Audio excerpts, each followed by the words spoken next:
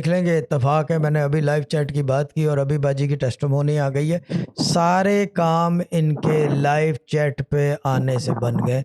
जी बाजी, you can start talking, जी बोलना शाह शुरू कर साहब, दें। वो पहला जो है मेरी पहली टेस्टमनी है कि लाइव चैट पे मैं लिखती थी अपनी बेटी की कामयाबी के लिए।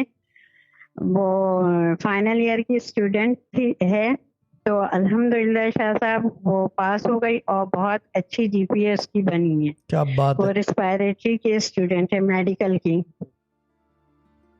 स्कॉलरशिप वगैरह के लिए जी, ट्राई नहीं कर रहे और इसके कहीं? बाजी बाजी बाजी बाजी, स्कॉलरशिप के लिए ट्राई करें कहीं पे, अगर डिस्टिंक्शन आई है तो शाह साहब कहाँ कहीं का ट्राई करें ना। बेटी बेटी कहाँ पे करूँ शाह साहब? बेटी का नाम? उम्मे हानी। उम्र? उम्र 23 साल। जकोटा, इनको कनेक्ट करा देना, मैं बेटी से बात करनी है।